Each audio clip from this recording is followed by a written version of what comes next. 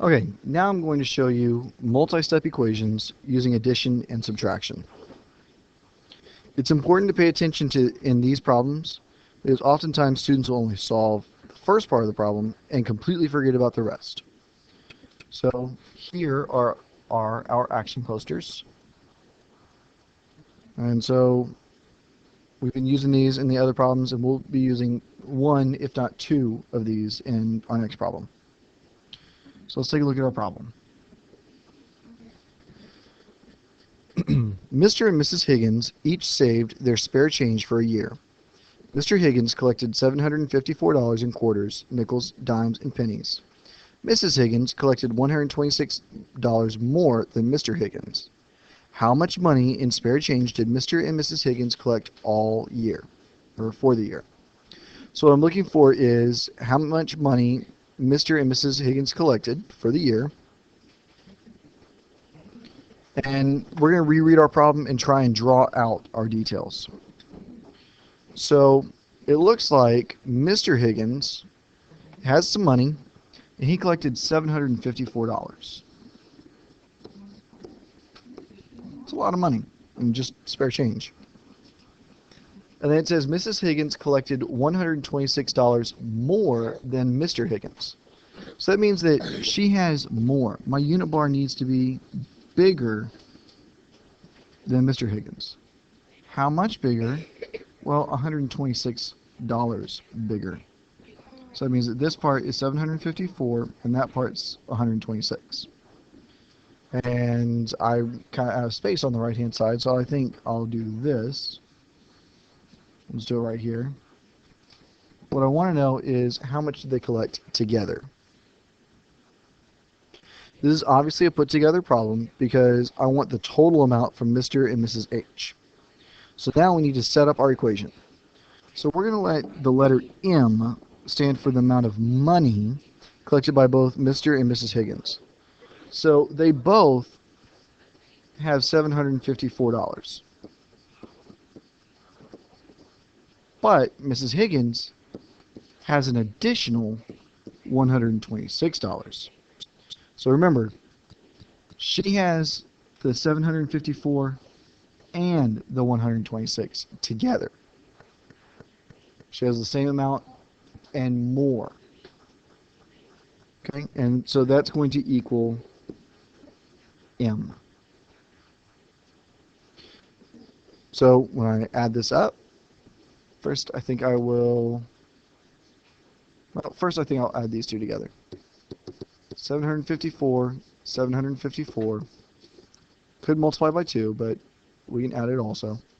At 8, 10, 14, 15. And then now I need to add in, remember, it's that multi-step problem here. Add in Mrs. Higgins. 8 plus 6 is 14. That's 3. That's a 6. That's a 1. So 1,634. Well, you might be thinking, but Mr. Kirkland, I did this differently. I figured out how much Mrs. Higgins had and then added Mr. Higgins into it. Well, let's see what happens in that case.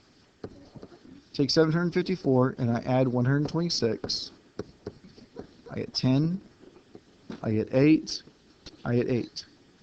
Then I take my second 754. I add it in. I get 4. 13. Let's see, and that would be 16. 1,634. So it doesn't matter which order we added them in, as long as we added all three numbers. Let's look at how we solved it. First, I found out how much Mrs. Higgins collected. So, okay, that's the red method. By adding 126 to Mr. H's amount. Then I added the amount that Mr. H and Mrs. H had together, and I found the sum of 1,634. Okay? Let's look at another problem.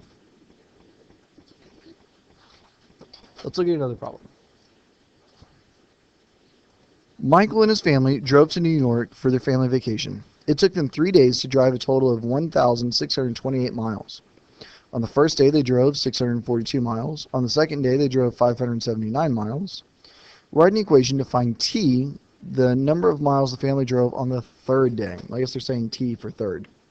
Whatever. So what do they want us to find? Well, they want us to write an equation to find T. I'm not necessarily looking for T.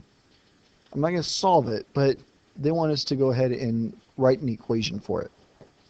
Okay, we can do that. I'm just noticing that the problem is a little bit off up there.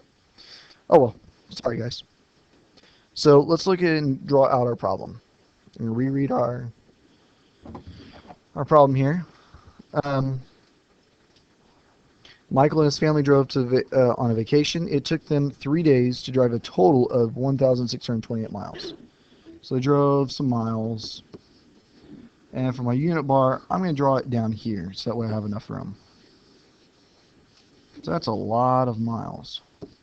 1,628. Okay, and they divided it up into 3 days. Day 1, Day 2, and Day 3. Okay, on the first day, they drove 642 miles. On the second day, they drove 579 miles. On the third day, we're looking for T. Okay, well, let's set it up as an equation. It looks like this.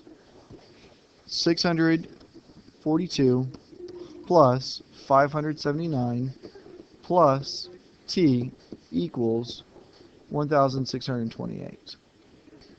Okay, let's switch up my color here. To solve this, what I'm going to do is I'm going to combine these two numbers first. Even though they're not asking me to solve it, the next part of it might be go ahead and solve the problem. So we're just going to pretend like it is. Let's see, that makes that 12.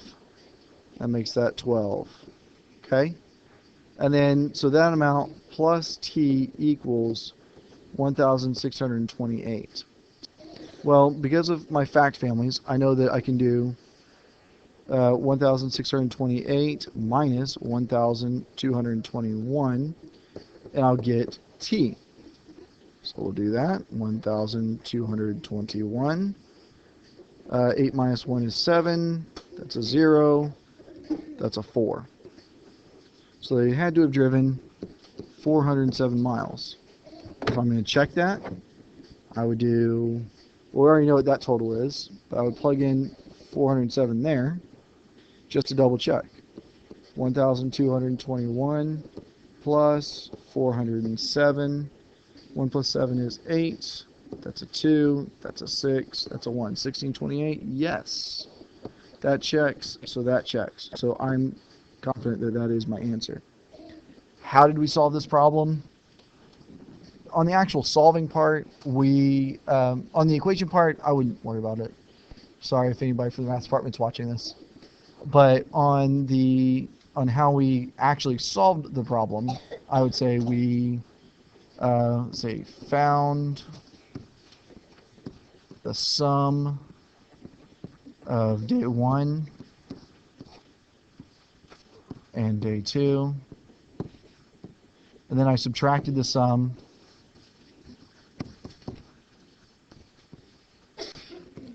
from our total. Okay, so those are two examples of multi-step problems using addition and subtraction. Hopefully seeing how to work these problems out has helped you be able to solve these problems. And as always, if you have any questions, please write it down on your whisk and ask me in the future.